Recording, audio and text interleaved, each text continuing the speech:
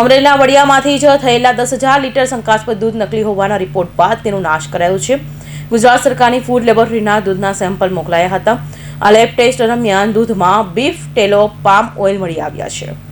દૂધમાં પ્રાણીની ચરબી ભેળવવામાં આવી હોવાનો ચોંકાવનારો ખુલાસો થયો છે. નકલી દૂધના 10,000 લીટરનો જથ્થો અમરેલીના હનુમાન ખીજડીયા ગામેથી દૂધ વાહન મારફતે અરવલ્લી અને સાબરકાંઠાના ડેરીમાં લઈ જવાતું હતું.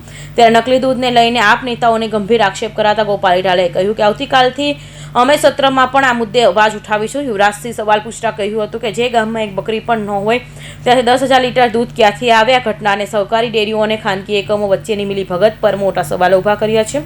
ખાનગી યુનિટમાંથી નીકળેલો દૂધ સહકારી અને સહકારી થેલી સુધી કેવી રીતે પહોંચે? શું આ દૂધ નકલી કેમિકલ યુક્ત છે? શા માટે ફૂડ એન્ડ ડ્રગ્સ વિભાગ આટલા મોટા નેટવર્ક્સને અજાણ છે? FSSI જે છે એટલે કે ફૂડ્સ એન્ડ ડ્રગ્સની જે ડિપાર્ટમેન્ટ જે છે એના અધિકારીને ત્યાં બોલાવેલા, મામલતદારને જાણ કરેલી, પોલીસને જાણ કરેલી અને જે દૂધ છે એ કબજે લેવડાવવામાં આવેલું.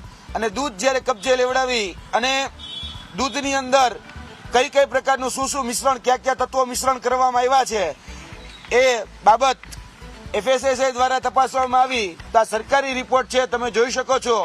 ચાહે ગુજરાતમાં પેપર ફૂટે કે ઝેરી કેમિકલ વાળું ગાય અને ભૂંડની ચરબી વાળું દૂધ વેચાય, એ પકડવાનું કામ પણ યુવરાજસિંહ કરે છે. એટલે પહેલું તો મારું એવું માનવું છે કે જો ગુજરાતના જનતાની હિતનું બધું જ કામ યુવરાજસિંહ જાડેજા કરવાના હોય તો ગુજરાતના મંત્રીમંડળમાંથી એકાદા મંત્રીને રાજીનામું અપાવી યુવરાજસિંહને માનદ મંત્રી તરીકે સ્થાન આપવું જોઈએ, જેથી કરી વધુ સારી રીતે એ કામ કરી શકે. સરકારે આપણને મરવા માટે છોડી દીધા છે. કોના ઘરમાં યુરિયા ખાતર અને ભૂંડની ચરબીથી બનેલું દૂધ આવતું છે કેમ ખબર પડે? અને આ ચિંતામાં હું પોતે વર્ષોથી બજારમાંથી ખરીદેલું દૂધ પીતો નથી. ક્યાંક કોકના ઘરે મહેમાન થાવ ને એમના ઘરે ગાય ભેંસ હોય ને મળે તો પીવાનું, બાકી બજારમાંથી એક પણ દૂધની થેલી લઈને હું નથી પીતો. કેમ કે મને ખ્યાલ છે કે અનેક ડેરીઓની અંદર આ ધંધા ચાલે છે.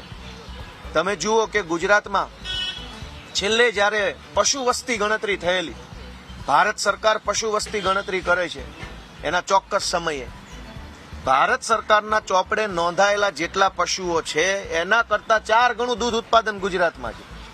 એવું કેવી રીતે બને કે ગામમાં 2 ભેંસો હોય ને 4 ગાયો હોય અને 5,000 લીટર દૂધ ઉત્પન્ન થઈ જાય? ઘણા સમયથી યુવરાજસિંહ જાડેજા શંકાસ્પદ દૂધના રેકેટ પાછળ ડેકી કરી રહ્યા હતા. તેમને ચોક્કસ બાતમી મળી હતી કે અમરેલીના વડિયા તાલુકાના હનુમાન ખીજડીયા ગામે આવેલા દ્વારકીશ નામના યુનિટમાંથી એક શંકાસ્પદ દૂધનું ટેન્કર ભરાઈને અરવલ્લી જિલ્લાના બાયડ તરફ જઈ રહ્યું છે.